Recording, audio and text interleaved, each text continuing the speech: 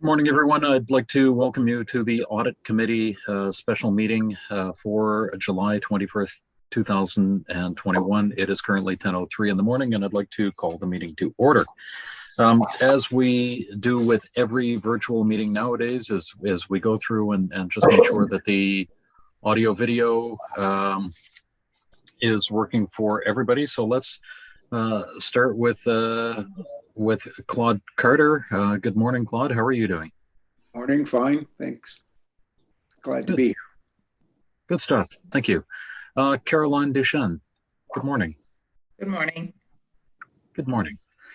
Councillor Daigle Gammon, District 1. Good morning. Good morning, everyone. Happy to be here. Get ready for the meeting. Absolutely. And Councillor Hensby, District 2. Morning, everyone. Hopefully not as long as yesterday's meeting. Here's hoping. That's right. Councillor Purdy, District 4. Good morning. Good morning, Mr. Chair and everyone. Good morning. And Councillor Cleary, District 9. Good morning. Good morrow, everyone. Good morrow. Councillor Morse, District 10. Good morning. Good morning. Good morning, everyone from Clayton Park. Glad to be here. Good stuff. And Mayor Savage, good morning. Good You morning. were with us.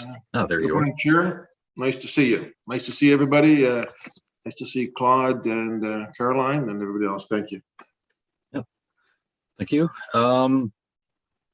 And I think we are good to go. So the next item on the agenda is the approval of the minutes of March 25th, 2021. So can I please have So move, Mr. Chairman. moved by Councillor Cleary, Second, seconded by Councillor Daigle Gammon for the approval of the minutes. Are there any errors or omissions of the minutes of March 25th, 2021? Seeing none, all in favor of the minutes, please indicate by saying aye. Aye. Aye. Aye. And all opposed say nay. Great, thank you. Those pass. Approval of the order of business. Over to the clerk.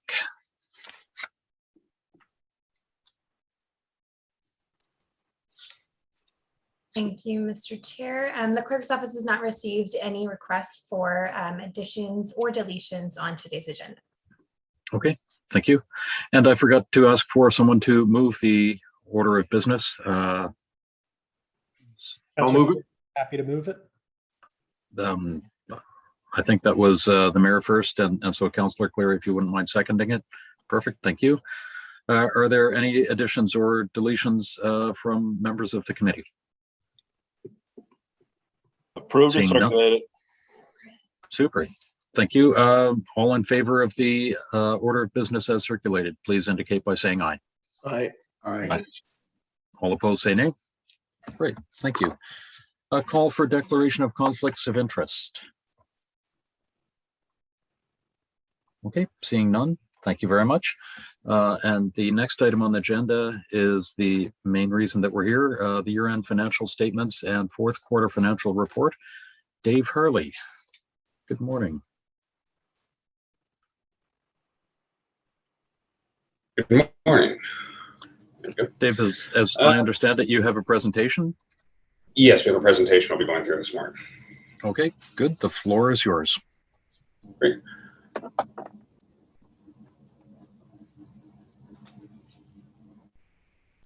Just waiting for the presentation to come up.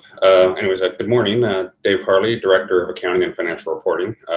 I'd just like to start this morning by thanking staff for all their hard work over this past year. That's what's really brought us here to this point where we're able to present our consolidated financial statements for you today. I don't see the presentation. Is that up?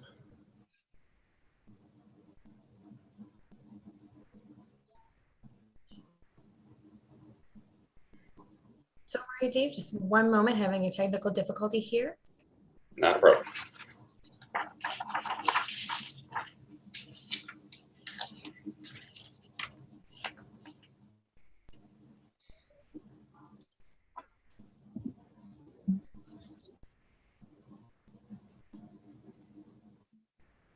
Oh, actually, that is the presentation for KPMG for their audit findings report.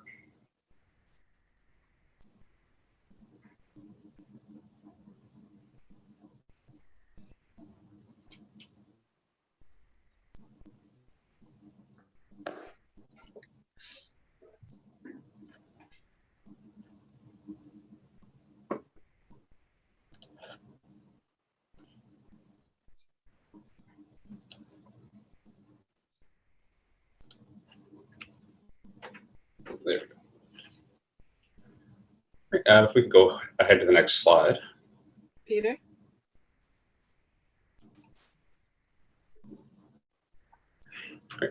So we're just going to start with a quick overview of the governance and responsibilities over our financial statements. So HRM management is responsible for the preparation and the presentation of our financial statements to the audit committee.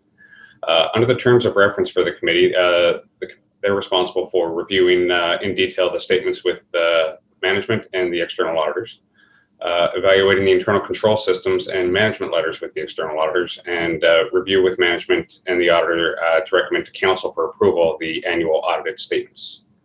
KPMG will provide an opinion on our financial statements, and back on March 25th, they provided their audit planning report to the audit committee. And finally, after this presentation and KPMG's presentation, it's recommended that they go in camera to discuss the results without management present. Next slide, please. These are consolidated financial statements. So we've listed here the recreation and other facilities that are consolidated into our statements. The one that's not noted here is Halifax Regional Water Commission, which is consolidated under the modified equity method. So it's a different way that we bring those results into our financial statements. Next slide, please. So just some highlights. We do expect to receive an unqualified audit report. We've made no audit adjustments and had no management letter points. And we do prepare our statements in accordance with generally accepted accounting principles and the public sector accounting standards. Next slide, please. So this is just a quick walkthrough of our financial statements, where you can find in the attachment number 1 of the package, you will see be able to look at each of those pages independently. Next slide. So we're going to start with the statement of financial position. It highlights 4 key figures that we need to look at: the cash resources of the municipality, our net financial asset position, our non-financial asset position, and finally our accumulated surplus. Next slide, please. So this is our overall statement of financial position, and I'll go into more detail over the next few slides. Of note here is our accumulated surplus down at the bottom is now sitting at $2.3 billion, an increase over last year of about 1.7 billion. Well, sorry, 170 million. Next slide, please. So in looking at our financial assets, we can see an increase in cash of about $50 million. The increase is really driven by operational activities, which increased $242 million, offset by the purchase of tangible capital assets of $129,000. We've increased our investments $27 million and paid off debt in the area of $37 million. And you can find all that information on the cash flow statement located within our financial statements. Taxes receivable have seen a slight increase over the prior year. Accounts receivable have seen a decrease, largely due to the receipt of the Halifax water dividend, which last year had not yet been received at this point in time. Decrease in land held for resale was largely due to the sale of a property of land for about $9 million. Increase in investments due to the timing and availability of cash to make investments, and our investment in the Halifax Water Commission has only seen a slight decrease. There's more information about the investment in note 7 of our financial statements. Next slide, please. Looking now at our liabilities, we've seen an increase of $7.2 million in our accounts payable and accrued liabilities. Largely driving this was the need to accrue the deficits for the MDF facilities, which we will be funding. Deferred revenue increase is largely due to receiving an increased receipt of early payments for the interim tax bills. The increase in our employee future benefits is a result of an increased liability for our sick bank obligation. Solid waste liability has increased due to an increase in the closure and post-closure costs for our Otter Lake facility. And then our long-term debt, you can see, has had a significant decrease. This is due to the timing of the receipt of the fall debenture, which did not actually come in until May of the next year. So it's a decrease on our financial statements as of March 31st. Next slide, please.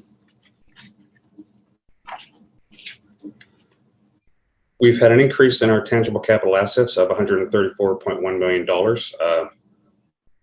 So that's how much we added. That's offset by an increase in depreciation as well, which is why we've seen an actual decrease. In terms of the TCA that we did add during the year, we added about $48.9 million in roads and infrastructure, $24 million in buildings, $30 million in assets under construction, and another nearly $18 million in machinery and equipment. We've seen a slight decrease in our inventory and prepaids, really due to the timing of some of the payments. So no significant changes there. Next slide, please. Now we're moving on to the statement of operations, which is essentially the income statement for the municipality. It's consolidation of the revenue and expenses of the municipality and all of the consolidated entities we made note of earlier. Expenses are shown by the types of services provided as per the province's requirements in terms of our financial reporting. And expenses by object, if you're interested, are shown in the schedules of segment disclosure, which are located at the end of our financial statements. Next slide, please. So looking at our revenues for the year, we've seen an increase of about $25 million in taxation. This is an increase in residential taxes of about $10.6 million due to average assessment growth of 1.4% without a tax rate change. The increase in commercial taxes was about $4.7 million, again due to an average commercial assessment growth of 1%, and we did increase the tax rate on commercial last year by 0.4%. We've had an increase in the mandatory education rate that we're charging of $5.4 million. And we actually have seen a decrease in our D-transfer tax compared to the prior year due to decreased sales in the commercial real estate, but that was largely offset by the increase we saw in the residential market, which was very strong this year. User fees and charges is another area where we've seen a significant change. We have a $56 million decrease. Driving that is a decrease in our transit fares of $20.6 million. This was driven by the decreased ridership we saw during COVID, as well as having the months of April through August of last year where we were not charging fares for transit. On top of this, we also saw $25 million decrease in our ABC's revenue for the different facilities that are operating there. Our own recreational fees were down about $5 million, and we also saw decreases in parking meters, parking rentals, and the marketing levy. We did see a slight increase in building permits of $1.7 million to offset some of those changes. Government grants, the increase there is largely due to the Safe Restart funds that we received, which was $46 million, as well as we received $8 million for the Rapid Housing Initiative. Offsetting that was a decrease in the gas tax funding this year, which had been doubled in the previous year, so that was a $26 million decrease in the past year. Development levies have decreased as we've seen capital cost contributions related to Bedford West in the prior years. Investment income decreased as interest rates dropped over the past year. Penalties, fines, and interest decreased due to a decrease in parking tickets and interest on taxes over the year. Land sales decrease was due to a significant sale in the prior year without a comparable sale in the current year. The increase in investment, or the investment in Halifax Regional Water Commission has decreased largely due to an increase in their operating expenses. And again, we can see additional information on that in note 7 to our financial statements. Next slide, please. Moving over to expenses, we've seen general government services have an increase of $2.5 million. This is related to grants for the Rapid Housing Initiative and Fisherman's Cove, as well as an increase in costs for Metro Housing. On top of that, we had election costs of $1.1 million. We saw a decrease in costs for the ABCs, as well as supplies, materials, utilities, and a big savings in salary, wages, and benefits, all due to COVID closures and the hiring freeze that was in place during the past year. Protective services decreased, again, largely due to salaries and benefits and other savings that resulted from cuts made for the response to COVID. Transportation services remained steady overall compared to the prior year. We did see increases in salaries and benefits in that area as we had to bring in new hostlers to work in transit to clean the buses. We had increased amortization costs and service contracts for maintenance and winter operations. But we did see decreases in fuel costs and usage, which were significant at $3.8 million, and decreased salt usage due to the mild winter. We saved on maintenance and repairs in transit as we had fewer buses on the road during the year, so those savings actually worked to offset all the increases we saw. Environmental services have increased due to an increase in capital work with Halifax Water on certain work that they were doing. Recreational and cultural services decreased $16.4 million. We saw decreased salaries there of $3 million due to the reduction in casual wages as a result of COVID. And we also had decreased our tree planting at budget time, so that was down about $1.1 million. We saw savings from the postponement of NAG and other events, and we had a decrease of $15 million in operating expenses for the ABC facilities, largely again due to facility closures and reduced operations in wake of COVID. Planning and development had an increase in salaries and benefits due to some new positions being filled. We also increased grants to bids and the Halifax partnership, and we had an increased cost of sales for business parks. Education services are up $5.5 million. This is related to an increase in the mandatory education payments as required by the province, and was offset by a slight decrease in supplementary education. Next slide, please. So based on the changes in revenue and expenses, we actually have a consolidated annual surplus of $73 million. So taking into account our beginning surplus of $2.2 million, that's how we come to our ending accumulated surplus at the end of the year of $2.3 billion. Next slide, please. We're now going to move on to the audited general rate surplus statement. So next slide. So our general rate surplus before transfers to reserves was $33 million.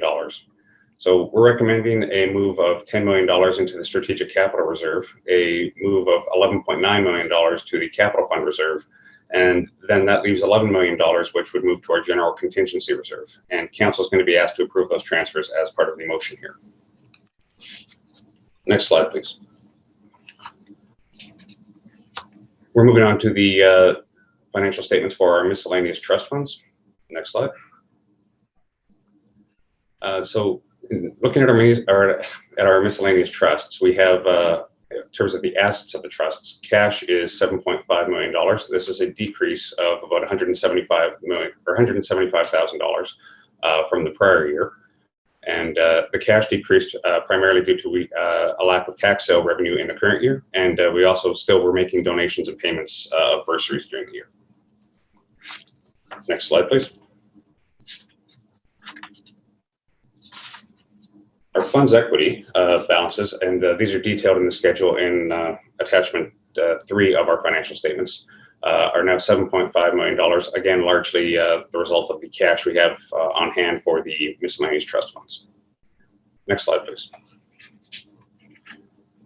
Looking at the income and expenditures of the miscellaneous trusts, we can see income has dropped by about $540,000. So the majority of that is, again, the result of a decrease in tax sales, as we were not having tax sales throughout the majority of the prior year. We've also seen a decrease of about $100,000 in investment income related to the interest earned, and that with the decrease in interest rates over the year. Looking at expenditures, we have seen a decrease compared to the prior year, about $74,000. We had transfers to HRM for interest, tax sales interest, and miscellaneous interest. And we also had transactions with trusters. So we paid $120,000 from the Sackville Landfill Trust. And then tax sale refunds of $144,000 were also impacting that. Next slide, please. We're now going to move on to the reports that we are required to show each quarter. Next slide. So we're starting with councillors' funds.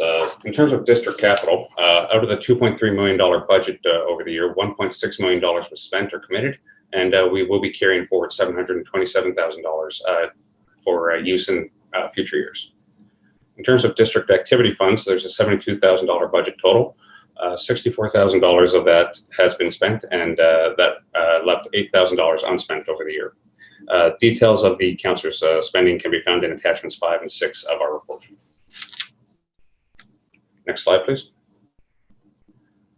So moving on to the recreation area rates, we have 21 recreation area rates in place. The surplus going into the year was $1.5 million.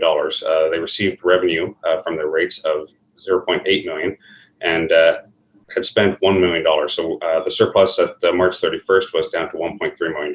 And you can see the details by each of those area rates in attachment 7. Next slide, please. Hospitality expenses, as throughout the rest of the year, were virtually non-existent in this past quarter. Our year-to-date number is actually totaling just $393 for that. Next slide, please. Finally, the expenses for reportable individuals that we report. So for the quarter, we had about $3,600 in expenses reported. The majority of that obviously is just local travel reimbursements for councillors. On top of that, there was a few meals and miscellaneous expenses, but that makes up the majority of it. Our year-to-date total for this is down significantly. It's $19,000, and that was really just due to the effects of COVID and the response of that. So. Okay, next slide, please. Great. I'd like to open the floor for any questions. Great, thank you very much. If you have any questions, please indicate that in the chat, and that would be the best way for us to keep track of it. Mr. Mayor.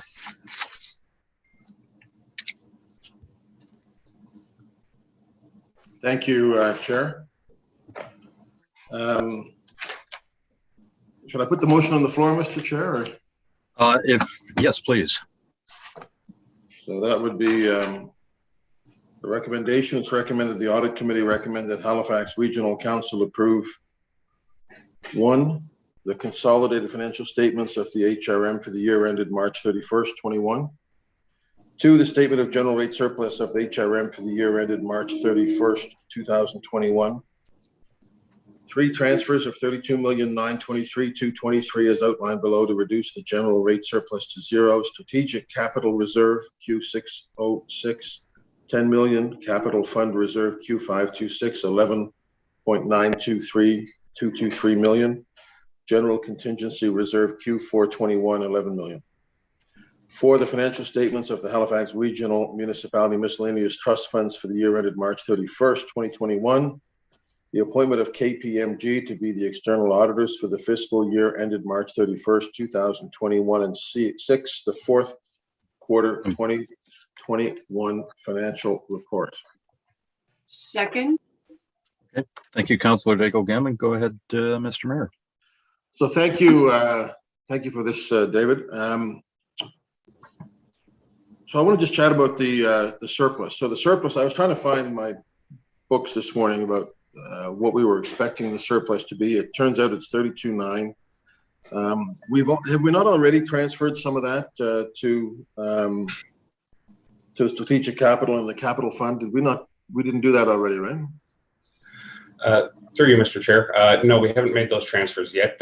We don't make those transfers until we finalize what our surplus is at the end of the year. So we may have earmarked some of that, but those transfers don't actually occur until we get to this point. Okay.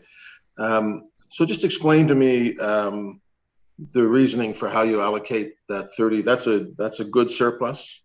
That's each year it seems to be a little higher than we expect. But can you just explain why you have identified those? Why we have identified those surpluses? Sure. Through you, Mr. Chair. The reason we're looking to put some of the money into the capital reserve is we know we have some capital funding needs coming up in the future years. So we're just trying to make sure we have money set aside to do that. The strategic capital reserve, knowing all these strategic initiatives that council has is looking to move forward with, we know there's going to be funding requirements for that as well. So we're just trying to make sure we have set aside as much of this as possible. The remainder that is going into the Q421, the general contingency reserve, is just that is our mandate. As any additional surplus we have at that point in time, we do have to put into that reserve. So a question for you, and maybe this is for Jerry as well. I'm interested in the process of determining how we allocate those surpluses and into those reserve accounts. Who makes the recommendation? Who you guys all get together over pizza and say we got $33 million? What are we going to do with it?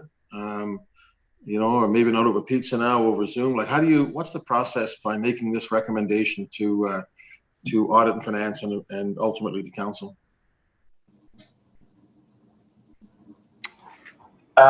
Thank you, Mr. Mayor, for that question. And I guess I'll start first there, and then Dave can jump in. As Dave mentioned, you know, our mandate is any surplus funds have to be allocated to reserves. And basically, you know, what you know, the CFO and the senior management in finance would discuss, you know, allocation to reserves in terms of, as Dave just said, right, looking in terms of what council priorities are and looking for areas where we need you know, to fund up on reserves. So capital, especially on strategic initiatives, we do have a new strategic capital funding plan coming forward, but you know, there's certainly a lot of strategic initiatives that are coming forward in capital that we know about, that we need to close you know, some funding gaps around. This gives us a little bit more capacity in terms of you know, making that decision to fund from reserve or to take on debt or increase taxes. So you know, it's a little bit more art than science, and you know, based on professional judgment. But you know, we do want to make sure that we top up the general contingency fund as well for any you know, expenses that we have. You know, we just came through a pandemic, and you know, certainly you know, I support the recommendation that was put before council. Dave, do you have anything to add to that? Well, I see that the CAO has joined us in his pastel gloriousness this morning. I'm wondering, Jacques, if you, because I know you'd be involved in this. Yeah, the only thing I would add to Jerry's conversation is, of course, I meet with the CFO in advance of this meeting, and we make a decision based on, you know, certainly largely based on the advice I'm getting from the CFO and his team as to what the application of those surplus funds should be, given, you know, the various reserves we have and the priorities, known priorities going forward. So, yeah, it ends up on my desk, and I sign off on the recommendation. Yeah. So I guess what I'm getting at is that, you know, we have a $33 million surplus, which is great. We have a lot of outstanding projects. We have a lot of demands on our capital, even with, for example, the announcement last week on the electrification of transit, 40-some million from the feds, 30-some million from the province. We still have to come up with 29 million. So I guess I'm just looking for assurance, which I believe is there, that when you look at where to put these funds, it's a corporation-wide consideration, looking at all the demands that we have coming down the pike at us. Yeah, we've basically decided to recommend the application of these funds into those particular reserves. Now, you know, we're kind of opportunity driven as well, as you well know, Mr. Mayor. I mean, at the end of the day, we do apply for federal provincial funding on various programs. depending on our success of those applications, we do move money around. And council always has the opportunity to change, to move monies within trust funds. It's council's decision at the end of the day as to where these go. But you're absolutely right. We have a lot of major things coming at us. We're in a good financial situation to the extent that our reserves are healthy. We expect that we can meet the requirements going forward, but it doesn't. We still have to keep our foot on the brakes to a certain level in terms of spending and on the operations side, and be realistic about what we can actually deliver on the capital side. So, but I think overall we're in pretty good shape. Yeah, and the last thing I'll say, Chair, I won't ask a question to extend my time, but just a few years ago, I guess, Jerry, you would have been involved, I think, we did a fair bit of cleaning up of our trust funds. We had a large number of trust funds, which we've kind of consolidated to make it simpler. And I think that's a useful thing. I'll leave it there, and I may or may not come back. Thank you, Mr. Chair. Thank you, Dave. Thank you, Jerry. Thank you, Jacques. Okay. Thank you very much. Councillor Purdy. Thank you, Mr. Chair. My question is very specific, actually, in the expenses for reportable individuals. The local travel, it shows that I have 42. I've never reported, to my knowledge, any local travel, nor do I intend to ever. So I'm just wondering where this comes from, the 42. Through you, Mr. Chair. I'm sorry, I don't have the details of what makes up that $42 there. I can get back to you with that as well. Okay, great. Thanks. Okay. Thank you very much. Councillor Daigle-Gammon. Thank you very much, Mr. Chair. So my question actually follows on the mayor's around the surplus. One question is just that the current reserves, they don't contribute to the surplus, right? So that they're exempt from what we determine to be surplus because they're already set aside. Through you, Mr. Chair. Yes, the surplus there, specifically the general rate surplus that we're looking to move into the reserves, none of the reserves are included in that. That is strictly the result of our operational surplus for the year based on our general tax rate and everything that flows through in terms of expenses that are based on that tax rate.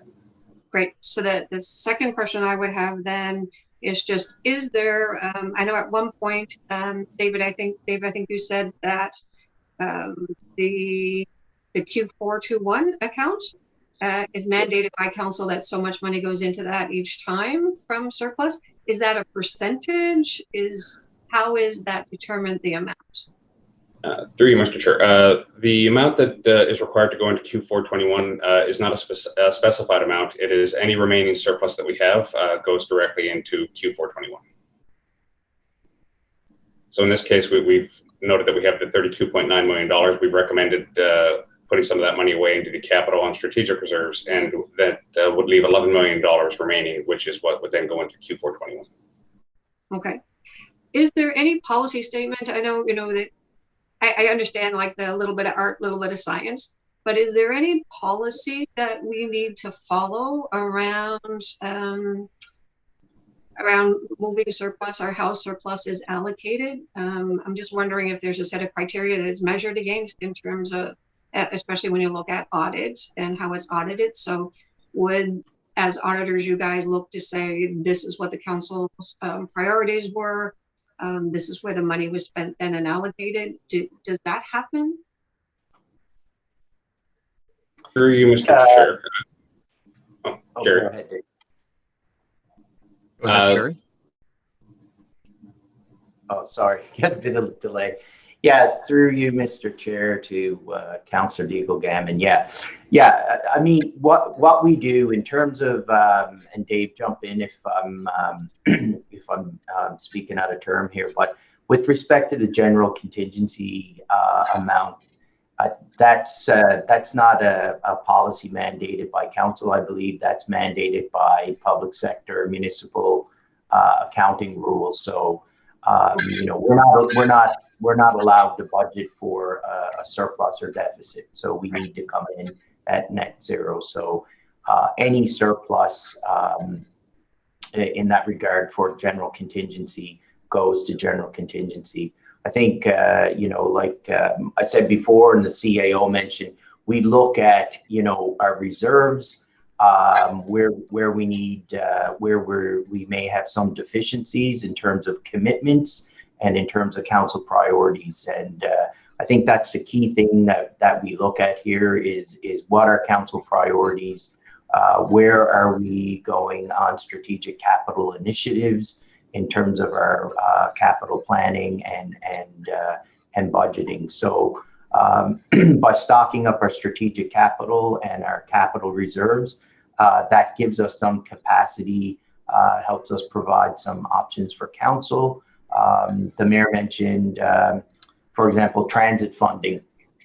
A lot of times that funding comes in, and that's a lot more art, science, and maybe luck sometimes in terms of the timing of those cash flows when we receive that money. So we need to be able to cash flow these projects as they go forward until the funding application and the funds transfer to us, right? So we would go to our reserves, our capital reserves, to cash flow those projects until we then receive the federal funding, whether that be PTIF or any other green fund infrastructure initiatives.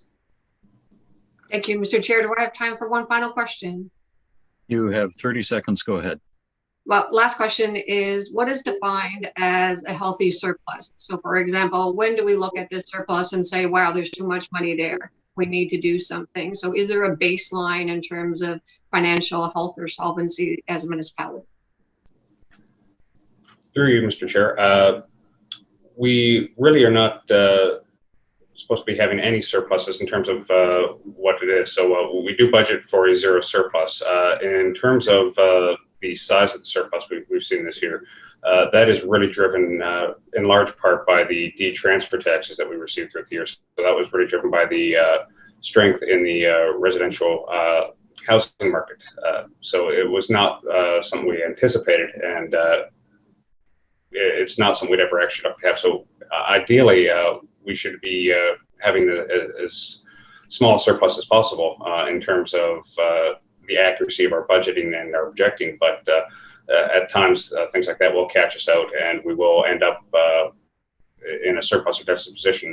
Now, in this case, it's a good news in that it's a surplus position, but we don't want to actually have any real increase or decrease. The benefit of having that surplus at this point, though, it does allow us to kind of plan for the future in terms of how we might potentially utilize that down the road. So that I guess that's a long way of saying we really shouldn't be looking to have any significant surplus at all. Okay, thanks. Okay, thank you very much. Claude, go ahead. The general rules, just so that you realize that our people have 5 minutes their first time, and then you can come back later on. And you are on mute. That is the buzz phrase of 2020 and 21. Okay. There we go. We can hear you now. Thank you, Mr. Chairman. The discussion on the reserves is very interesting, and was one of my questions. And it would be nice to have a fuller appreciation of what the terms of reference are for the various reserves in terms of putting money in, taking money out, or even moving money between the reserves.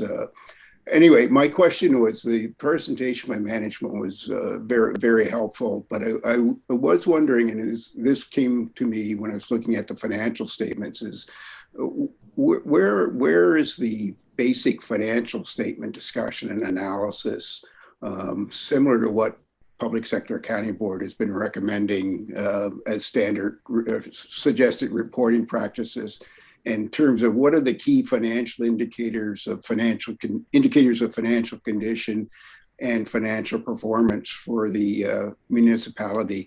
The statements are fine. I mean, they're audited financial statements, they're public sector accounting standard compliant, but the real essence of the information is, what are the key financial indicators?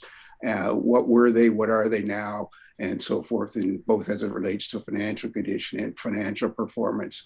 And again, I don't, it's like, it would be much, I mean, it's management's opportunity to tell a story about the financial condition and performance of the city.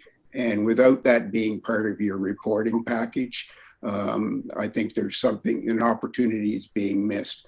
The other thing I would add is I am aware of the fact that there is a financial indicators and performance system, or there was anyway, at municipal affairs, that Nova Scotia municipalities are required to provide information to, and I'm assuming that that's still operating. But again, that's not publicly available. So I just throw it up, put it on the table as something for discussion or consideration, is that there needs to be some basic financial indicators provided in your annual reporting to supplement the financial statements. And the other thing is the presentation made by management dealt with section 48.2A, which is the financial statements, but didn't really touch on the subsections B and C, B being the internal controls, and I'm not sure what C is, adequacy of the audit. And in terms of the committee being able to fulfill its responsibilities under the Act, it would be nice if those requirements or those sections were more explicitly dealt with. That's it, Mr. Chairman. Thank you. Thank you very much. I can address those.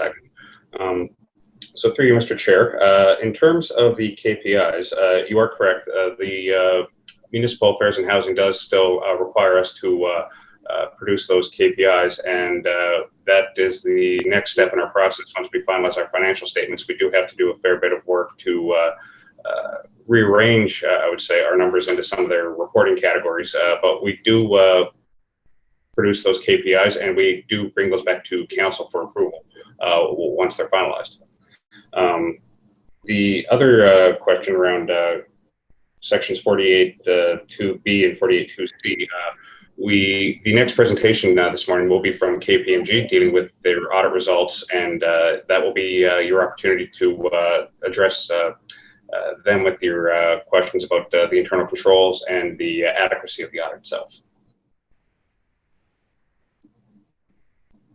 Just in reference to KPMG, after this presentation and the presentation with KPMG, we will be going in camera to have a further discussion about other concerns. So go ahead, Claude. Thank you. Yeah, no, I hear what you're saying. I guess my point is at the end of the day, management is responsible for the internal controls, not KPMG. And as it relates to the audit committee's basic responsibilities under the Act, I would have thought it would be more appropriate for management to bring forward basic information on the quality of the internal controls in place and their performance during the period. And the other is that the audit that KPMG does, there are limits to the extent to which they look at internal controls. So if the audit committee's role is to consider the adequacy of internal controls for the municipal unit, then they need to have more information than what they're getting from KPMG. And again, that's my interpretation of what the terms of reference are for the committee. And again, I'll just throw it out there for consideration going forward. Is there something else that the committee should be doing to fulfill its basic terms of reference with respect to controls? Thank you. Thank you for that, Claude, and through you, Mr. Chair. Certainly take your point, and KPMG will be presenting their audit findings report. The audit committee does approve the audit plan each year, so as presented by KPMG. So certainly, if there's anything that's of interest with respect to our internal control framework, that might be a good time to bring that up if that's something that the committee would be interested in seeing. Thank you.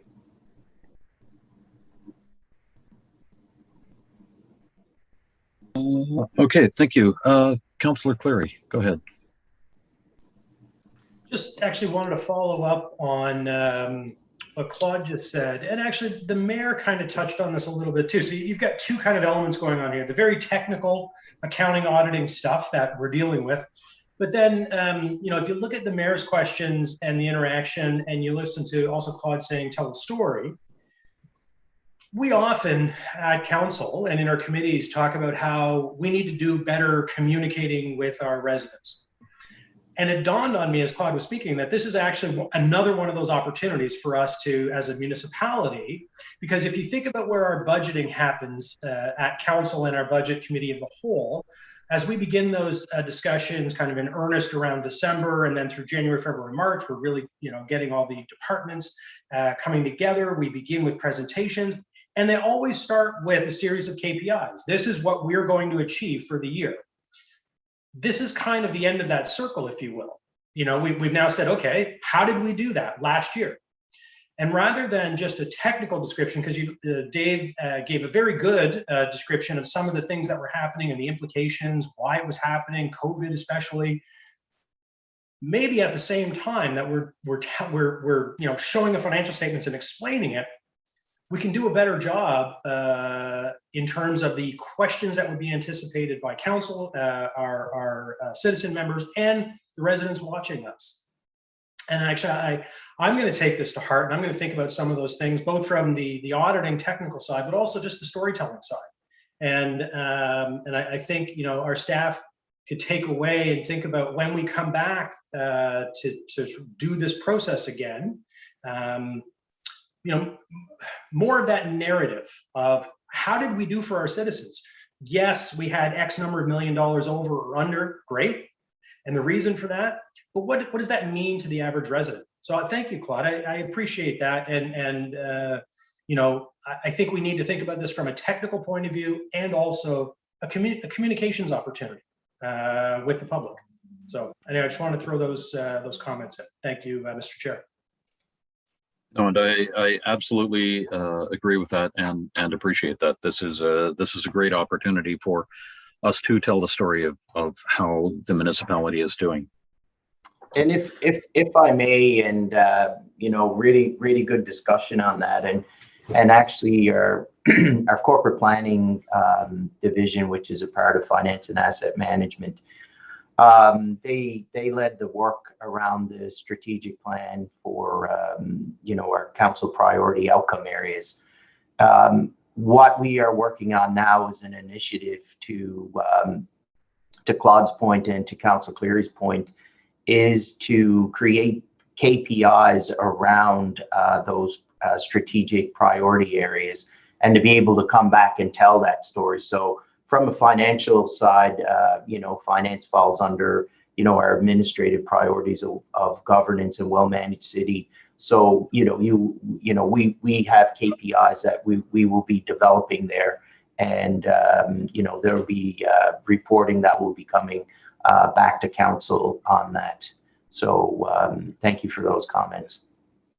And if I may, Mr. Chair, just quickly, I'll give you a specific example. If you think about the money going into our reserves, especially the strategic capital reserve and the capital reserve, over the last number of meetings, we've had many discussions about, the integrated mobility plan, where that money is going, creating our transit corridors, how much money that's going to cost us, looking at electrification of our fleet, looking at bus rapid transit, the new ferries.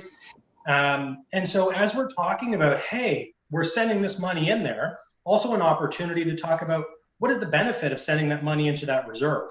How far behind are we in our commitment? You think about the literally hundreds of millions of dollars we need to spend on new electric buses, on ferries, on roads, on just the transit piece, bus rapid transit, just rapid transit now, including the ferries, and traffic calming, transportation safety. That is a huge amount, and it might look like, wow, $32 million, that's massive. I can't believe we have such a huge surplus. Put that in context of how much we need to spend over the next, say, decade. And it's really just a drop in the bucket, but it does help. And so I think that context will be really important. as we're having the discussion about where we're moving the money and why we're moving the money into those places and the benefits that moving that money has for our residents specifically. So anyway, thanks again, staff. No other questions. You know, the reporting is quite clear, a pretty clean audit. No, not much to say about that, but the storytelling piece is important. So thanks again. Absolutely. Thank you very much. Jacques, go ahead. Yeah, thank you. Thank you, Mr. Chair. I just wanted to say thanks for those comments, Claude, and others, certainly Sean and the mayor. Just want to let you know, there's a couple of points I wanted to make here on KPIs and measurables and comparables to other cities worldwide. So earlier this year, we started going down, we're going down, to Jerry's point, we're going down a road of having more robust KPIs across all business units. And in the context of that, we're seeking ISO certification so that we're able then to adopt KPIs that are comparable to other cities globally. So there's a global certification process around this. We were involved with a national certification KPI organization, and we dropped that because it didn't naturally meet our needs, and it wasn't giving us the right data, right comparables. So we went out, and people that are the folks in corporate planning under Wendy Lyme's leadership are leading this work, along with Mike Pappas and others, who are working hard now on bringing forward, a report to council, and I'm hoping actually that it will be later this year or early next year at the latest, where we can actually achieve ISO certification around the reporting side and the comparable side on KPIs. So that's an important initiative. I haven't really spoken about that at all at the political level, but that is something that we're actively pursuing now, and I'm really anxious to see that work come to fruition. Very important work. The other thing I would say about the audit itself and our financial condition, you look at the surplus and you look at the monies that came in from the federal government. The story for 2021, frankly, was that the federal government came in with $46 million. A good part of that, about, I think it was around 15 million, Dave, I'm not sure exactly the number, but we took about 15 million into 2021. And I think the balance is going into 21, 22. So, thanks to the federal government and their leadership around the pandemic, that we were able to actually come through the first pandemic year in very good shape, right? If it wasn't for that money, we would not be in the situation we are today in our financial condition. So I want to thank certainly the federal government for doing that, because it was if you look at where the revenue came in, that was a big game changer for us. Okay. Thank you very much for that. It certainly did help. Mr. Mayor, go ahead. Yeah, thank you. And just further to Jacques' comments, the feds have also doubled the gas tax, for this year, which is $26 million, which does give us flexibility. But as I said before, and as Councillor Cleary has amplified, we got some big bills coming up, unimportant things. We're in a position to do it. Not all municipalities are, but we need money. So I think it was Claude mentioned also, trigged my interest. I know we're here to approve the fourth quarter statements, but I just want to ask Jerry and or David, the financial condition index that the province does, I haven't seen it for a couple of years. I assume they're still doing that on all municipalities in Nova Scotia? Through you, Mr. Chair, to the Mayor. Yes, they are doing that. So we begin work, once we finalize our financial statements, we begin work on the financial information report that goes to the province, which is then the basis for those FCI indicators. So those will be, I believe, once the province finalizes those, we bring those back to council before they're published. Did they do them last year? Because I didn't see 2020. I saw 2019. I haven't seen 2020. Did they skip because of COVID, perhaps? I think they did do them. It might just have been delayed, and I don't know. I'd have to go back and see as to when those actually came up. And I think that there are some things you could argue. I know our friends in Bridgewater and some other places have argued that they're a little arbitrary in certain ways. We've always done very well, of course. The issue with us, as I recall, just off the top of my head, was on reserves, and particularly I think it was they they measure the operating reserves specifically. I think overall our reserves are very strong. And all the other things on deficit, reliance on a single taxpayer, assets, all that stuff, I think we do very well. But I think in terms of reserves, it would be very useful for us all. The problem with asking what our reserves are is it changes, from month to month as we put money in, as we take it out. But I just want to go back to that point that I made earlier, that we did make every effort to clear those up a number of years ago and make it simpler to understand. And I think that we should be making sure that all of council understand, not just as we go through a budget process where there might be 186 million and then there are 126 million and then 213 million. It's sometimes hard it's like nailing jello to the wall. But in terms of our operating reserves, Dave, versus where the province think we should be, I think that's always, I don't know if you know that, but I think that's always been the one that stuck out with them. That wasn't a red. Yeah, that one's one we generally do struggle on. I think we're usually in what they would have as yellow. The other one that tends to be a little bit problematic, of course, they changed some of the thresholds, but we'll probably be slipping back into that, is our value of our undepreciated assets, right? Where we generally tend to trend in the yellow as well. Yeah. Okay. All right. I look forward to seeing that again this year and have some discussion about it. Thank you very much. And just if I may, that we report those, Dave, through an information report, right? That wouldn't come as a recommendation report to council. So if they need to be brought forward for further discussion, they would have to be moved by council. Do those go directly to council as an information report, Jerry? Is that what you're saying? The financial condition index? I don't know, Dave, did they go to audit and finance first, or? No, I believe those go directly to council. As an information report. As an information report, yes. So, okay, that might be something that we want to discuss at this committee, as opposed to sending it directly to council where it might slip by. Just a thought for further consideration. Thank you, Jerry. Thank you, David. Thank you very much. Councillor Daigle-Gammon. Thank you, Mr. Chair. The previous conversation is exactly what my question was. There was a couple of times here where the responses were that it goes back to council. So I'm wondering, in terms of process, when the conversation initiates at this committee, can it come back to this committee for review before it goes to council? I'm just, because we've got some people on the committee that are not members of council. So it just seems, in terms of the consistency of information, it would be good those reports could come to this committee as well. Keeping in mind that this committee meets far less often than monthly, it might pose some challenges. Go ahead, Jacques.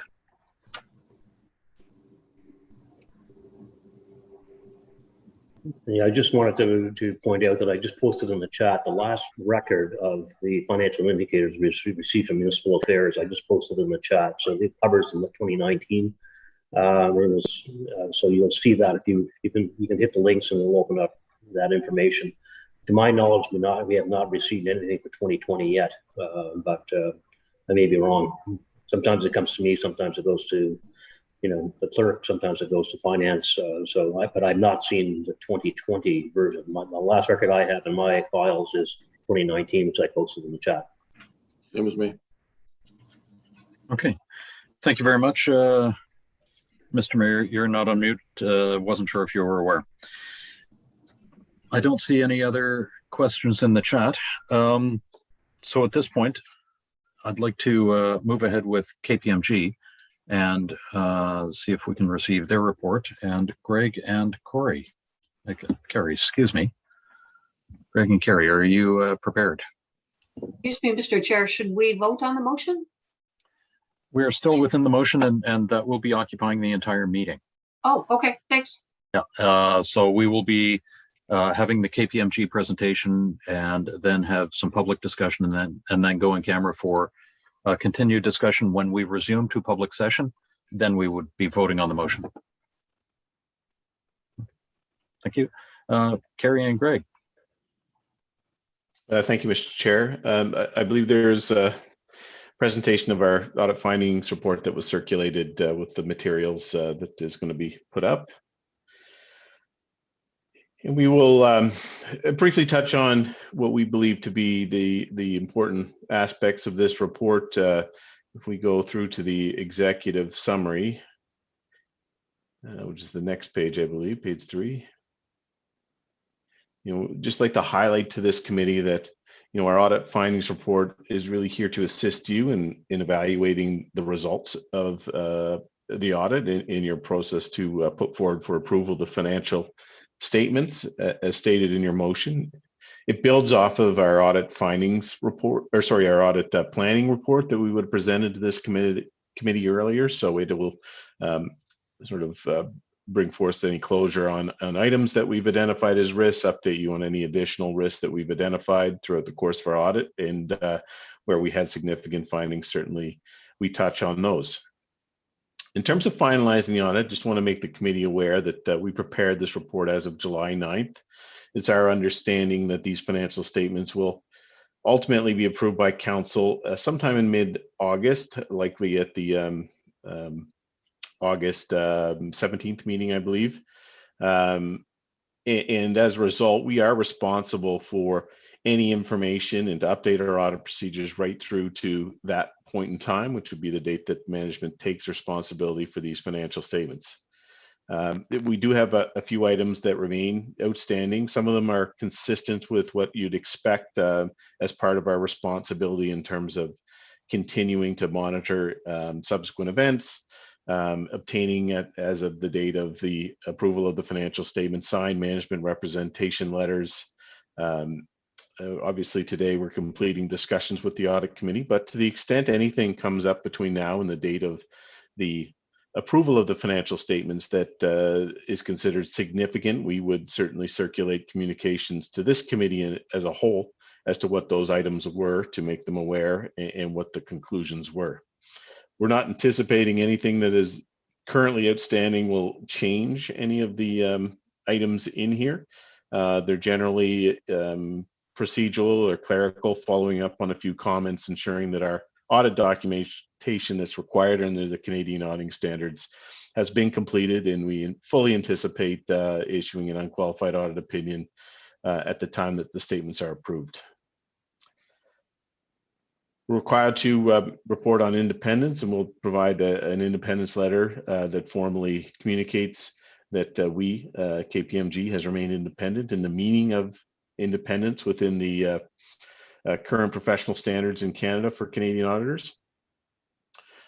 And other highlights that I think is, we have not identified any control deficiencies that are significant in nature that we bring forward to this committee, nor have we identified any uncorrected differences at this time that remain uncorrected. So with respect to the actual process around evaluating the audit evidence, nothing has come to our attention of significance, whether it's an error or control deficiency that we'd bring forward to this committee. Next page, please. In terms of our audit risk that we would have communicated as part of the audit planning report, one of the areas that is required to be considered by auditors and is deemed to be a significant risk would be a fraud risk related to management override controls. And again, to remind the committee, this is a risk that management is in a unique position to potentially override what the existing controls are, either through pressure on subordinates or through circumventing the systems of controls as they are in that unique position. We primarily focus in terms of after gaining an understanding of the entity, we've primarily focused on whether or not management has done this through journal entries. Journal entries is something that is subject to potentially overriding or circumventing a process control by changing the financial results after the process has been completed. We have an automated tool at KPMG that is designed for the SAP environment, which is the financial reporting system that the municipality uses. called the CAP tool, which has extracted all information out of SAP that we need to analyze journal entries based on risk criteria that we set as part of our parameters. And this would include looking for unusual journal entries, either in combination in terms of what the debit versus the credit are that typically wouldn't happen. One example would be a debit to a liability account, which would reduce the liability, and then credit revenue, which would increase your revenue. Typically, you wouldn't expect that to happen. That would imply there was some sort of forgiveness of revenue there, or sorry, of liability there, which generally does not occur. Also, we'd be looking at other key attributes such as who posted the entries, how frequently do they post the entries, were there sort of one-off entries made by an individual that typically doesn't make journal entries, and what were the reasons for those? And in doing all of those risk assessments, we've come back and reviewed the documentation supporting any journal entries that were found and did not identify any issues. Next slide, please. The next few pages deal really with the bulk of our audit work. We do focus on a number of areas that we consider to be areas of financial significance that we haven't identified any elevated level of risk within. One of the things that we did consider at the audit planning stage was the risks associated with the COVID environment and whether or not there existed potential internal control changes that might indicate additional risk, if there were significant or unusual transactions that might indicate, again, additional risk. And you will see that one of the items added here is the conditional government transfers that was COVID specific. And those transfers would have conditions attached to them. There is a framework under public sector accounting standards to evaluate conditional funding and when you do and don't recognize them. The alternative to recognizing the funds when transferred, if conditions were not met, would be to show them as deferred revenue or a liability. We have done procedures over these conditional government transfers that were mentioned previously in and around the $48 million mark that have identified that, yes, the conditions have been met and it is appropriate to recognize them as revenue in the current period, which is consistent with management's representation and presentation in the financial statements.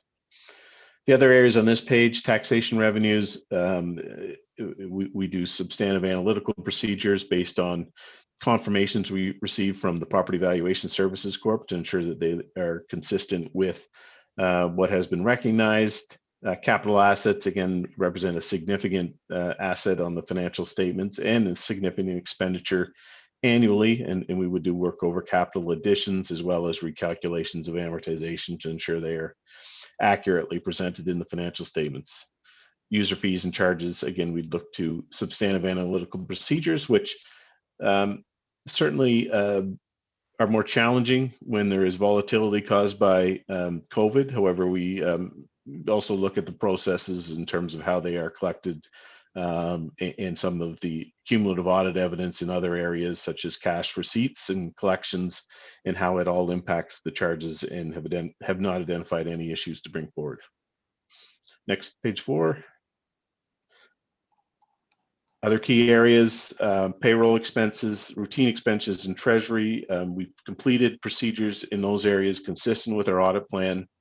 We've not identified any significant changes or issues to bring forward. The investment in Halifax Water Commission would be identified as a significant component. That component is audited by another auditing firm, which we rely on the work that they do. And in doing that, we send instructions and direction to the auditor as to what our expectations are. And they confirm back to us that procedures have been complete. And to the extent we deem necessary, we would review any key findings that they have by reviewing the work that they've done to ensure it's in compliance with the auditing standards and suitable for our purposes of reliance in the general consolidated audit of the Halifax Regional Municipality. Next page. So again, I've highlighted this. We do use some automated tools in our audit. Technology continues to advance in the field of auditing, and we continue to look at new ways to be more effective as auditors. A tool such as CAP allows us, when we're doing our journal entry analysis, not just to sample, but to look at 100% of the population based on risk criteria and determine where we need to do additional work in more depth. So it's a very useful tool. Excuse me. It also allows us to pull other information out that otherwise would be difficult for us to evaluate. And this would include analyzing procurement transactions to ensure that there was proper segregation of duties over those procurement transactions, again, indicating that controls are working as intended, even though in certain circumstances they may not be enforced by access rights.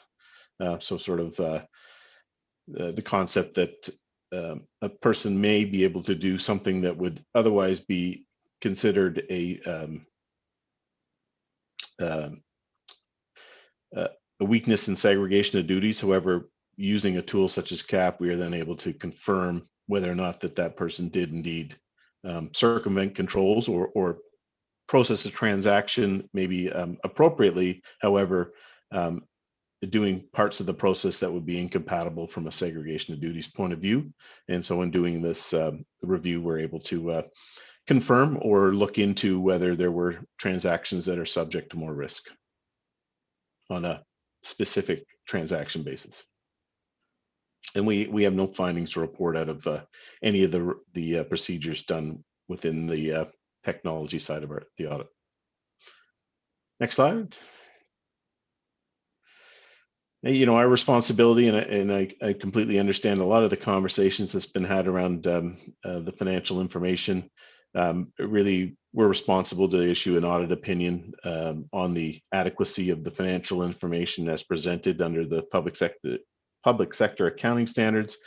And this is historical financial information, the framework with which is defined within our handbook. And we would comment that we believe the financial statements are adequate. And please don't read too much into that terminology. That is simply the terminology that is used in our handbook, that our responsibility is to ensure that they are adequate, not to comment above and beyond that. And we have no concerns with respect to the timing and implementation of future standards. There's coming up in the current fiscal year is the asset retirement obligations and financial instruments. These are two fairly significant sections of public sector accounting standards that are being reworked. Asset retirement obligations is new. Financial instruments has been around for a while. However, for governments, municipal, provincial, and federal, it is just being implemented in the upcoming year.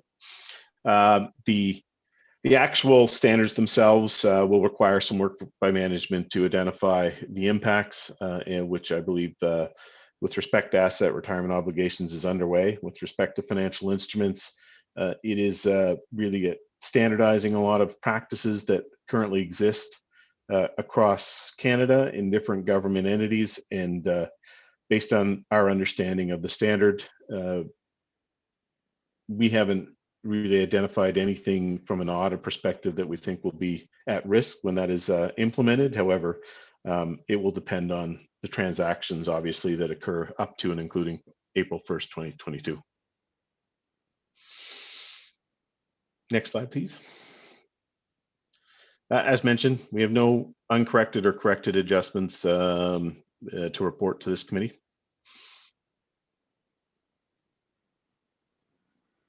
Next page, please.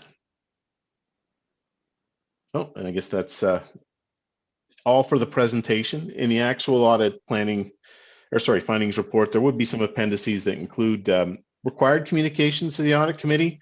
They would include what the draft audit opinion will look like that we anticipate signing once the financial statements are approved by council. And we also would include other communications just so the community is aware of the nature and content of those letters that go forward. So welcome any questions. Thank you very much, Gary. Before we go to questions, it is currently, I'm just reading something else. It is currently 11:15, and I was concerned about the length of time. So we will probably be exceeding the 12 o'clock time frame, just to give people who will also be in the Audit and Finance Standing Committee notice. Again, if you have any questions for Carrie or Greg, please indicate that in the chat. And go ahead, Councillor Daigle-Gammon. Thank you, Mr. Chair. On your, thank you for the presentation. Sorry so very much. On the financial statement presentation and disclosure slide, you know, when it says form, arrangement, and content of the financial statements is adequate. I don't know if you grew up in my house, adequate wasn't really an acceptable answer. So what is adequate the best, or how do you move from adequate to something better? Adequate, as I tried to articulate, adequate is the standard to which we audit to. So we are not critiquing the financial statements. We're ensuring that they're adequate within the standard. So there's really only two answers to that particular question. It's adequate or not adequate. Okay, my dad's good. Yeah. It's a pass-fail question.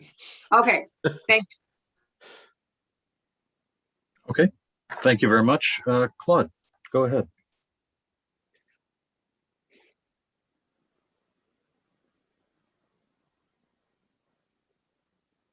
There we go. Good. Perfect. Okay, thank you. Yeah, great presentation. I just wanted to, again, touch upon it, not to get repetitive, but I want to touch upon the scope of your audit as it relates to internal controls. And I take a broad, in terms of the section B of our terms of reference of the audit committee itself, I take a broader interpretation of evaluation of internal control. And I may be wrong, and if I am, that so be it. But as it relates to the coverage of controls during your audit, my impression is that it's very selective and doesn't cover the scope of the internal control framework that exists within Halifax Regional Municipality. And therefore that I then say, well, okay, what's the audit committee's challenge to get more information on that internal control framework? And I believe the source of that information has got to come from management as opposed to the auditors.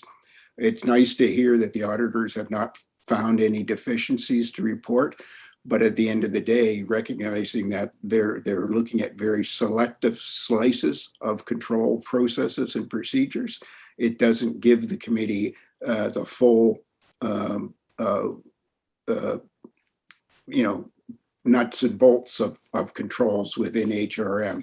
And again, I think it's something that I'd like to hear what KPMG has to say about the scope of their coverage of controls and whether or not the committee should be looking for something beyond what they're giving us in that regard.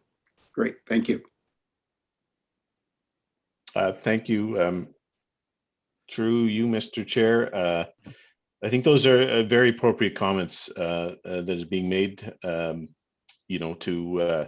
realize that not everybody who makes up this committee has an audit background, nor should they. But to put it to ensure that everybody's aware that the financial statement audit is to ensure that the financial information is presented in all material respects in accordance with the public sector accounting standards. It is not designed to identify weaknesses or appropriateness of internal controls. That is outside of the mandate of a financial statement audit currently.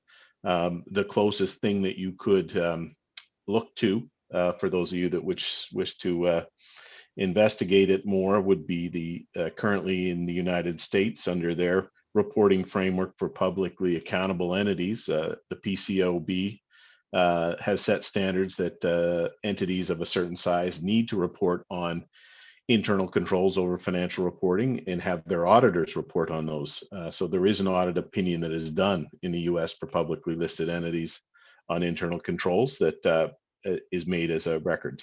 Also, both in Canada and the US, for publicly listed entities, again, these are frameworks that are established by the securities regulators more so than the accounting bodies.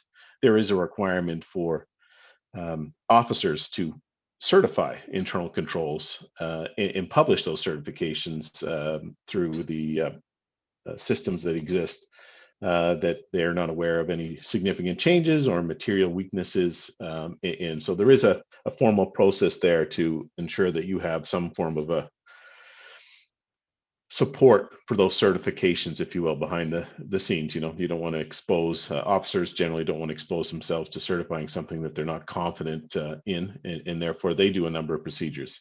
I think the other piece that I haven't heard come up yet is that you do have, and not necessarily, again, that their mandate is to look at internal controls, but the Auditor General of Halifax does have some oversight and interest in whether appropriate controls exist, but they would set their mandates annually and look at the key areas. I remember back, I want to say 3, maybe 4 years now, because I feel like I've missed a year with COVID, so I need to always add one on when I think back. But they did produce a report with respect to procurement practices that did include a fairly detailed assessment of the internal controls within the procurement practice, which extended, I believe, beyond even the financial reporting side into the RFP and really the proposal, whether appropriate practices are in place for fairness in terms of awarding contracts to people who respond. I guess, at the end of the, or sorry, to be a bit more direct in terms of response, you're completely appropriate to say that the scope of our audit is not to make comments on internal controls. We're required to understand the reporting environment so that we can make assessments as to what the risk is of a financial misstatement. We may audit and look at the controls in more detail to ensure that they're working effectively, which could allow us to change the nature and extent of the audit evidence that we substantively obtain. But ultimately, we do primarily a substantive audit with respect to the Halifax Regional Municipality. And I believe, and Greg can correct me if I'm wrong, but I believe the one area where we would spend some time looking in a bit more depth at controls would be primarily in payroll, where there's a high volume of salaries being processed on a number of individuals, and we think it's appropriate to look at controls in that area because the substantive work that would be required due to the high volume, low dollar value of the salaries relative to the excuse me, overall expense is something that we think needs to be addressed in our audit procedures. Greg, is anything else there in terms of what we do look at? Yeah, like from testing the operating effectiveness of internal controls, payroll is the one area where we do actually test the operating effectiveness of those controls. As part of our audit, we didn't identify any issues or control deficiencies in the payroll in regards to the payroll controls that we looked at. As far as other controls that we'll look at the design and implementation of the controls, we always look at journal entries. So we do a journal entry walkthrough with the accounting department, make sure we have an understanding of the process for posting journal entries and the review requirements for journal entries. As part of that evaluation, we didn't identify any additional issues. And then as far as other controls that we look at, we do obtain an understanding of the overarching control environment for the municipality's accounting function, making sure that there's an appropriate code of conduct in place, that employees are aware of the ways that they would escalate issues and whatnot. So those are the areas that we've spent the majority of the time looking at. But as far as evaluating the operating effectiveness of internal control, payroll is the one specific area that as part of our audit, we determined that we need to look at. And again, to Claude's point, it is very, we are selective in which controls we look at, even though we would walk through and ensure that we understand the design and implementation of the key financial processes. So not all financial processes, but the key ones that impact the significant areas of the audit.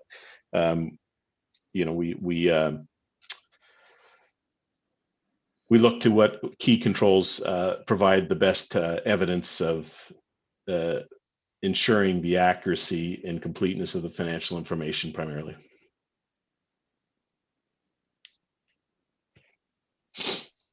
Okay, thank you very much. I'm curious. You were talking about the PCOB in the States, and there's a requirement for officers to certify the internal controls. Would that model translate to how HRM works, where there are the 17 elected officials who have effectively one employee, and that employee would basically have everybody else as employees? So we wouldn't have direct involvement except through the CAO. So would we be able to sign off on that in the same way as you were mentioning? Yeah, in Canada, it's as I said, it's governed by the securities commissions, and there would be a national instrument that deals with it. But I have seen other organizations implement something like that.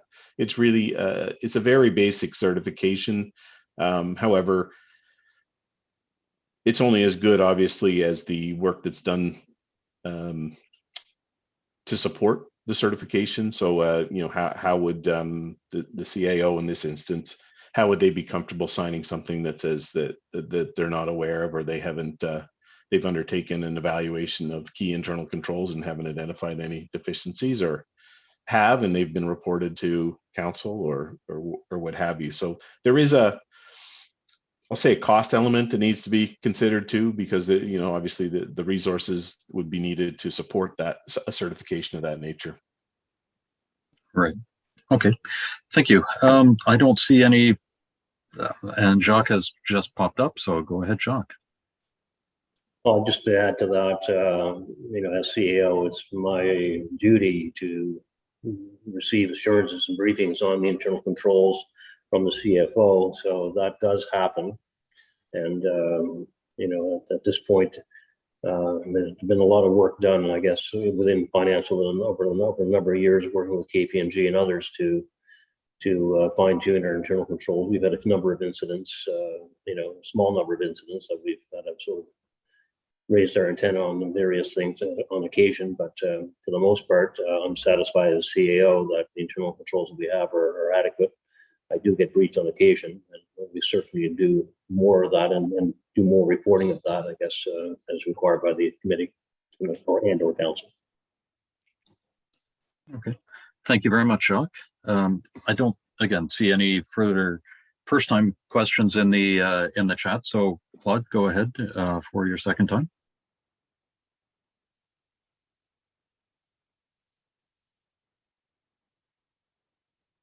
And you're still muted. There we are. Yeah, yep. Technology is wonderful.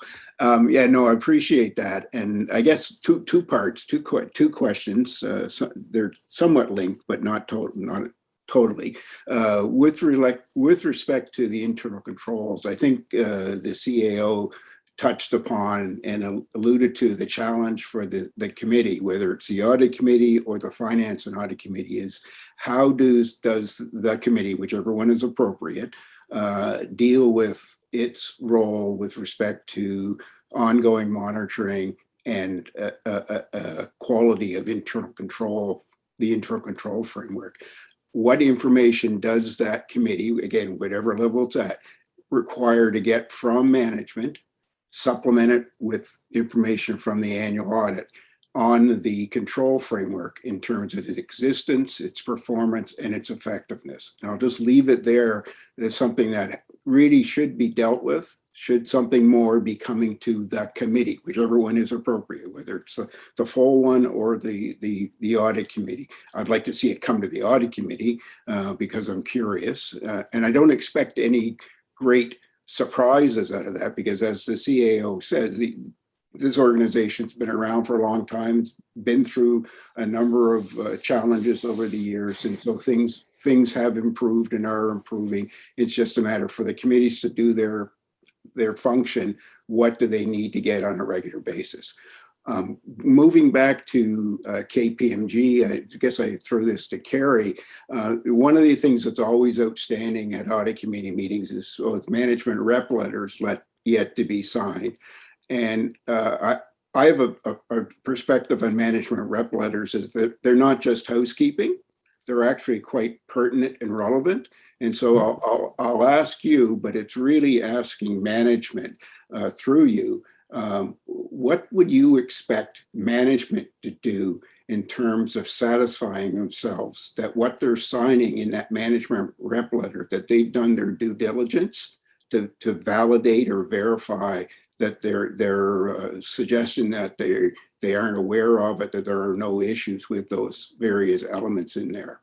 And because recognizing that this is a consolidated entity that has the core HRM, but also dozens of smaller entities, in those representations relate to their activities and their performance during the period. What would you expect management of the organization to do to validate on a broader level their representations?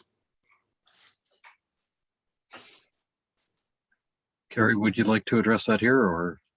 No, that I can certainly address it. It's just it's an interesting question because I don't think I've ever been asked that question before, to be honest. And I've been around 25 years doing this, so many of the representations that are included is really a function of a lot of the information that we currently ask of management. So for those of you who are not aware, certainly at the beginning of any audit, we send out requirements listings to management to prepare financial information or obtain documentation that we'll be asking for. As noted in the audit opinion, I think it's important to note, and I think it is important, Mr. Chair, to comment that certainly, yes, a management representation letter is not administrative. It is something that happens always at the end of the audit because the audit period is open until the very end, and so you don't obtain the representation until the very end. But it really underpins the point in the audit opinion that the responsibility of these financial statements and the preparation of these financial statements is management's. And therefore, there are certain things that management would be privy to that we may not be aware of. And our expectation is that management has, in signing that representation letter, has reviewed all of the points, has considered it not just in the context of the letter, but also in the context of previous communications with us, whether it's providing us with financial information that we've asked for. One example might be that I know is in our management representation letter is that there is contingencies and commitments, and that they've provided us with all the information related to potential contingencies, as well as commitments that they've made, and we've been given access to that information. So it's really at the end of the day, or at the end of the audit, I guess it is a statement that says, yes, we've provided you with and made you aware of any contingencies or commitments that impact the financial statements of the Halifax Regional Municipality on a consolidated basis. Certainly would expect that they've done due diligence over the information that's being provided to them by the various boards and commissions that consolidate. Often that may be in the form of audited financial information that they received. We certainly, to the extent deem an area or one of those boards and commissions to be significant, would be looking for additional information. That is why when it comes to the Halifax Regional Water Commission, we review files of the other auditor and ensure that they've obtained management representations from the Water Commission. So we don't solely rely on the management letter, but also supplement that with additional procedures. But in terms of that, I would expect that, yes, they've asked any questions where they've seen something that is different, unusual, or don't understand of the management of the related entities, and have communicated,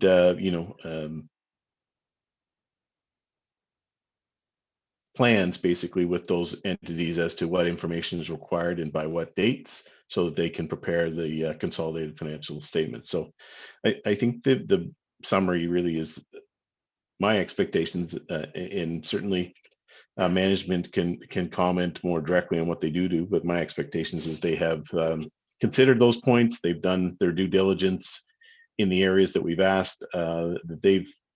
Where there's a questionable item that maybe they're not sure falls within the privy of the management representation and letter or not, they've communicated back to us the issue, and we've resolved that, so we get the appropriate representation letter in there, because often there might be items that they want to qualify the language in the letter for because they're just not sure, and we can discuss that up front and get the right language in there, so that they are making faithful and truthful statements back to us as part of the audit, which we expect throughout the audit. And so there's no real change in expectation, but really it's just meant to solidify that is their responsibility and that they've fulfilled it.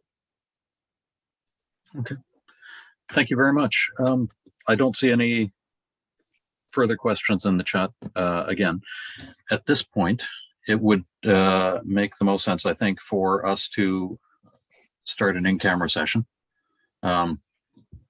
So and there we would be able to ask more questions of KPMG and so I would entertain a motion to go in camera if somebody would like to make that motion.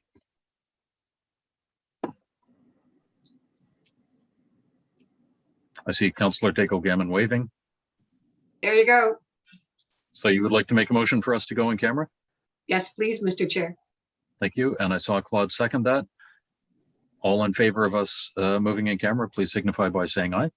Aye. Aye. Aye.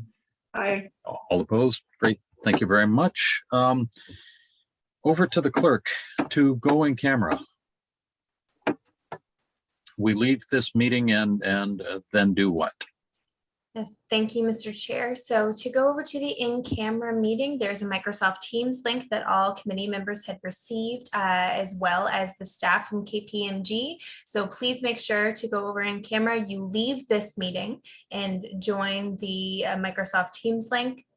And then upon the completion of discussion for in camera, we will come back to the Zoom link for the final ratification. Great. Thank you very much, Annie. Thank you. We'll see you on the flip side.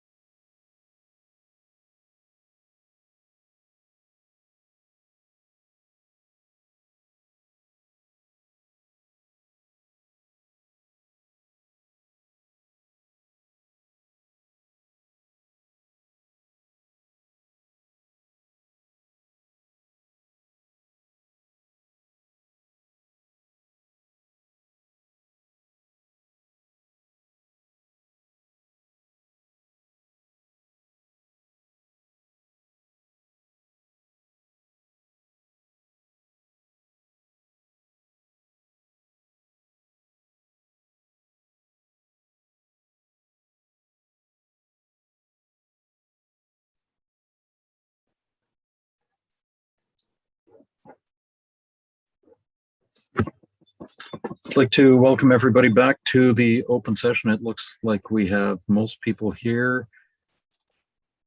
Annie, how is it looking from your perspective?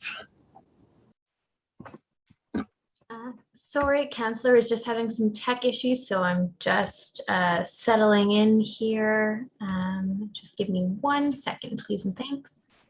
Sure. That is the other buzz phrase of 2020 and 21. I'm having tech issues.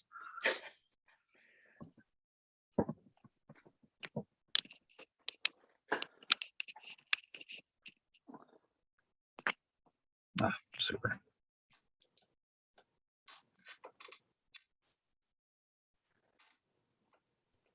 Alrighty, Councillor, we are good to go. I think we have, yeah, I see that we have everyone back from in camera.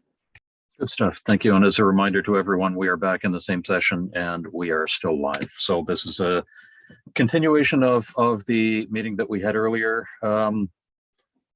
At this point, we have the motion that is still on the floor about the year-end financial statements. If there are any further questions about that motion, then great. Otherwise, I'm going to call for the question. And I don't see any further questions. So all those in favor of the year-end financial statements and fourth quarter financial report, please signify by saying aye. Aye. Aye. All opposed, say nay. Great. Thank you very much. We have had our in-camera session on the agenda. The date of the next meeting is to be determined. And so if we could have a motion to adjourn from this meeting, and then we will start the Audit and Finance Standing Committee meeting. Would somebody like to make the motion to adjourn, please? Councillor Hensby? Great. Thank you very much. We stand adjourned from the Audit Committee, and we are moving into the Audit and Finance Standing Committee. It is 12:10, and I'd like to call the meeting to order. And the first thing that I would like to do for this meeting is ask for a motion to extend the meeting past 12 o'clock. Annie had the text for the motion ready. Councillor Daigle-Gammon is indicating that she cannot unmute, and so is Councillor Purdy. Annie, do you still have the text? Ah, beautiful. Okay. So could we have someone please move to extend the meeting past 12 o'clock? So moved. Councillor Purdy moves that. Councillor Hensby seconds that motion. Great. All in favor of that motion, please signify by saying aye. Aye. Aye. All opposed, say nay. Great. We can continue with the meeting. The next item on the agenda is the approval of the minutes of June 16th, 2021. So move, Mr. Chairman. So Councillor Hensby has moved the approval of the minutes. Do we have a seconder for that? Second, Councillor Cleary. Councillor Cleary, thank you very much for seconding that. Any errors or omissions in the minutes of June 16th, 2021? Seeing none, all in favor of the minutes of June 16th, 2021, please signify by saying aye. Aye. Aye. All opposed, say nay. Great, the minutes pass. Approval of the order of business and approval of additions and deletions over to the clerk. Thank you, Mr. Chair. The clerk's office did not receive any requests for additions or deletions for this agenda. Okay, thank you very much. And is there anything from the committee members? And not seeing any. Super.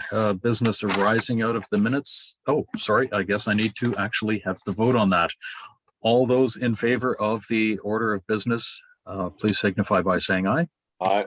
Aye. All opposed, say nay. Great. Thank you. We have an order of business.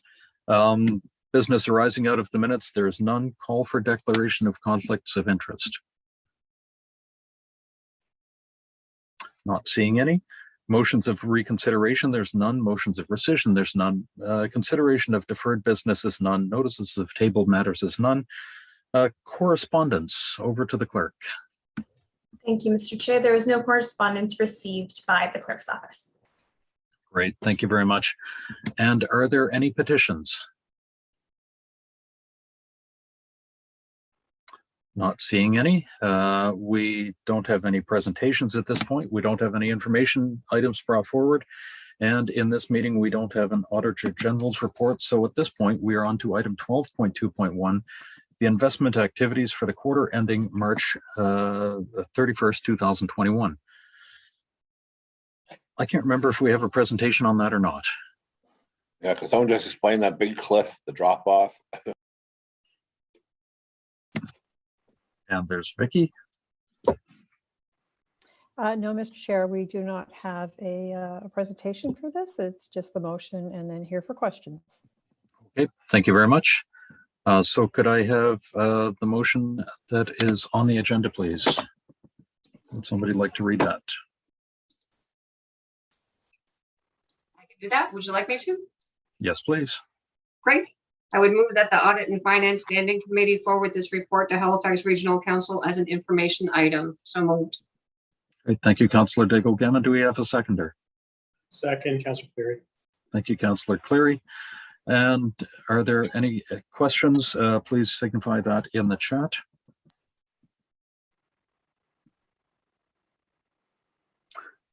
Seeing none, all in favor of this motion, please signify by saying aye. Aye. Aye. Aye.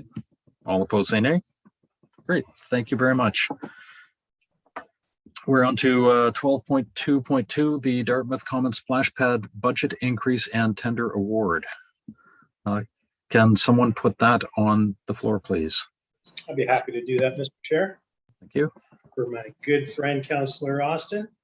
I move that the Audit and Finance Standing Committee recommend that Regional Council 1 approve an unbudgeted withdrawal in the amount of $200,000 net HST included from the Capital Fund Reserve Q526 to increase the 2021-22 capital project number CP210008 splash pads by $200,000 net HST included.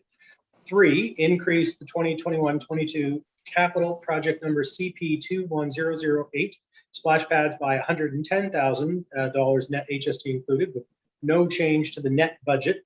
Funding from the Dorothy and Dan Gibson Foundation, care of Friends of Dartmouth Splash Pad. And 4, award request for proposal number 21099, design build Dartmouth Common Splash Pad to the highest scoring proponent, Lindsay Construction, at a cost of $815,436, net HST included, with funding from project account CP210008 splash pads, CCV 0240, CCV 02505, District 5 discretionary funds, and CCV 02406/CCV 02506, District 6 discretionary funds, as outlined in the financial implication section of this report.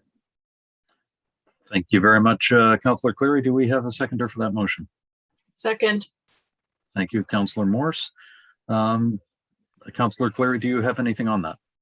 Well, so we're making this recommendation to Regional Council, and we can have a fuller discussion there for sure. This is something that I know Councillor Austin has been working on for several years, and one of the great things about this is not only will the residents of that side of the Harbour and Bridge get a new splash pad because they don't have one, we're not paying for the whole thing. And so, you know, a group of local residents came together, as you can see with the Dorothy and Dan Gibson Foundation, to help fundraise, to provide this very much needed amenity on that side. So I'm happy to support this, forward to Regional Council, and hopefully my colleagues will agree, and we could see this going forward. Okay. Thank you very much. I don't see any further questions in the chat. Just out of curiosity, Mr. Chairman, I don't know if Councilor Purdy would know, but the splash pad that just opened up in Cole Harbour recently, I don't know if it's the same design, design of the same magnitude of this proposed, but $815,000 for a splash pad is a considerable amount of money. I don't know how much it costs for the Cole Harbour one. Just have a comparison. If it was like $500,000, I'm not really sure.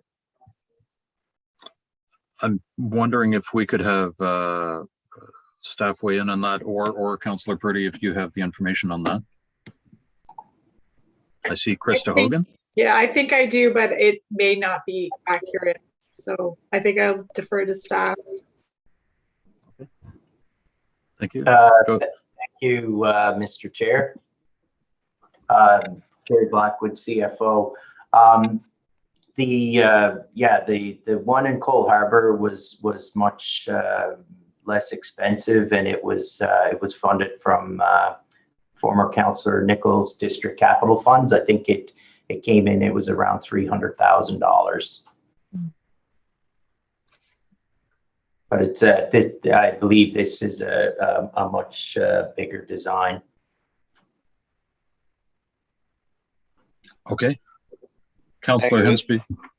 Thank you. I just wanted to have a comparison. I guess I have to go and look for myself to see the differences and appreciate the additional attributes and value of it. Bring your swimsuit. Mr. Chair, Denise Schofield, Executive Director of Parks and Recreation. I can provide a bit more context. The splash pad that the councillor is referring to in Cole Harbour was actually essentially an expansion or a renovation of the existing site, and it was a renovation of the wading pool, so it didn't require the underground to the same extent that this one does. This is a brand new build, full build. A typical splash pad, our regular estimates of a splash pad of this size are between $500,000 and $600,000. What staff is realizing or seeing, especially with COVID and the maintenance or the materials costs, our tender prices are coming in quite a bit higher, and I think that's part of the challenge here. But to what the CFO indicated, as well as Councillor Purdy, the splash pad in Cole Harbour is a neighborhood splash pad, which is a smaller design. This one is a regional, intended to draw from several districts. So it is a much more significant scale of facility. Okay, thank you very much, Denise, for that help in that context. Are there any further questions about the motion? In that case, all in favor of the motion of 12.2.2, please signify by saying aye. Aye. Aye. And all opposed, say nay. Great. Thank you very much. That motion passes. Next item on the agenda is 12.2.3, funding options for the merchant validation program. Can I have someone put that on the floor, please? And I can paste the motion in the chat if that would help. Oh, there it is. I can do that, Mr. Chair. It's Councillor Cleary again. So this is for the parking for downtown. I move that the Audit and Finance Standing Committee recommend that Halifax Regional Council approve an increase to the merchant validation program for a period of 3 months for a total of 21-22 operating budget up to $200,000 as detailed in the financial implications section of this report. Second it. Thank you, Councillors Cleary and Hensby. Councillor Cleary, anything on that? Not really. I mean, we talked about this at council not that long ago when we had the request come in from the bids in terms of how we could help in a post-COVID world. And I see Ms. Horn on our screen here. So, you know, in the grander scheme of parking and COVID recovery, you know, this is, again, one of those things that we can do. And I don't know if Ms. Horn has any sort of added details of if anything's different than what we discussed. I'll be honest, I skimmed the report, I didn't read it in detail, so I'll be doing more due diligence when we get to council. We also do have a presentation prepared by Ms. Horn if anybody would like the presentation, or if there are any further questions. Just to clarify what the 3 months are going to be targeted for, just curious, if we're halfway through July, by the time this gets to council, we're going to be into August, so just kind of curious of how we're going to, which 3 months is it? Are we going to be backdating it or forward dating it? I'm just kind of curious. Mr. Chair, through you to the Councillor, Victoria Horn, Director of Parking Services. So staff actually recommend not adhering to the original motion of requesting that it be through a time frame. Instead, what we've proposed is just depositing a lump sum to every participating business of $1,000, assuming we have maximum participation of 200 businesses. So then it would be up to the business's discretion to use when they see fit and how they see fit. And that would essentially, we would be able to deposit those funds following council approval if they were to approve on the 17th of August. Okay, thank you. Councillor Hensby, does that address your question? It does. It also leads to another question. So if there is 200 businesses, they all get the $1,000 credit. How do we know that they actually use it? There's a validation process. Do they have to report back that they used their $1,000, or if they don't use the $1,000, do they credit it back to us? Just curious. Mr. Chair, through you to the councillor. Thank you, councillor, for that question. So the initial investment that council expended on June 8th was working with Hotspot to build a comprehensive back-end dashboard in Hotspot. So we have complete oversight, as do the bids, frankly, with all of their participating members. So we can see the number of daily transactions, we can see which businesses are expending the funds, which aren't. And then I would anticipate that staff would return back to council, likely early fall, to indicate whether or not the investment throughout the summer months with the parking initiatives were a success. And at that time, we can provide a report to council on the status.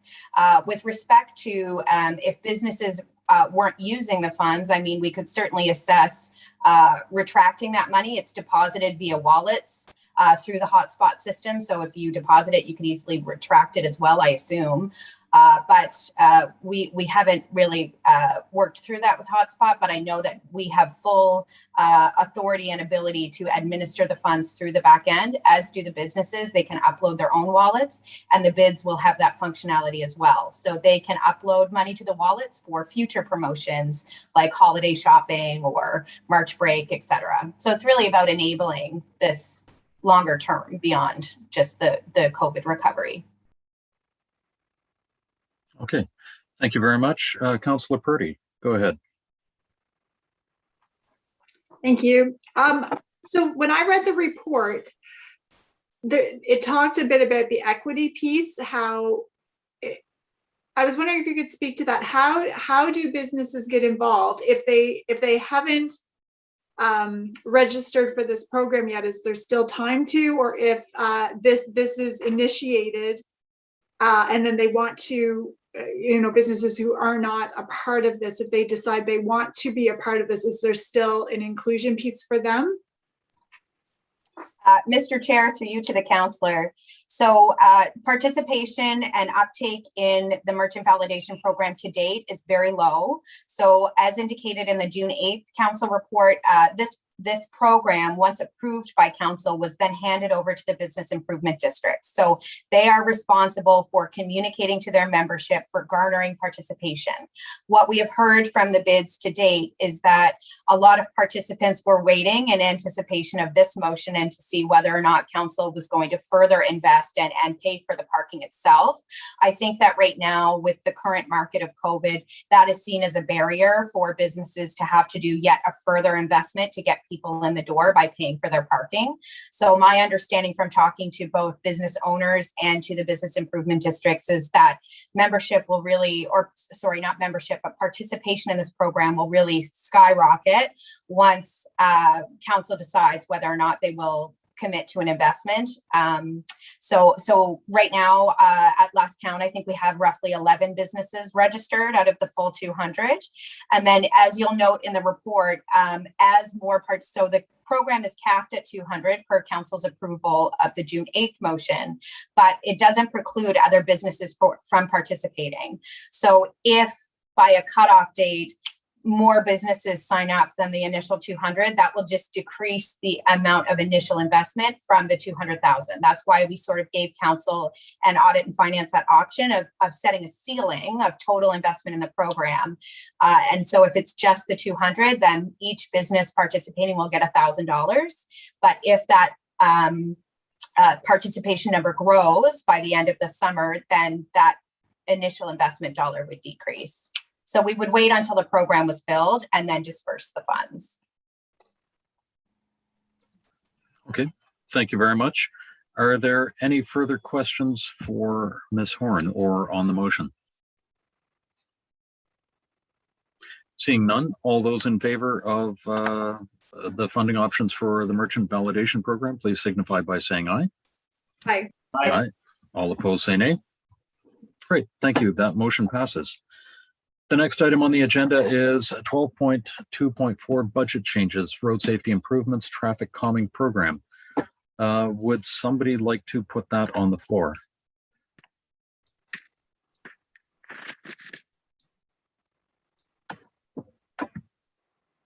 Anybody? The motion's in the chat.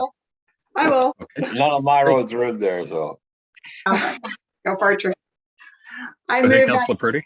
I move that the Audit and Finance Standing Committee recommend that Halifax Regional Council 1 approve a budget transfer of $215,000 from capital account CT 180003 traffic signal relamping to capital account CT 190006 road safety improvement, and 2, approve a budget transfer of $385,000 from capital account CR 200005 road ops and construction state of good repair to capital account CT 190006 road safety improvement. Thank you. Can I have the seconder, please? Second. Councillor Daigle Gammon, thank you very much. There is no presentation on this. However, we do have people who are able to answer questions. If anybody has any questions on this motion.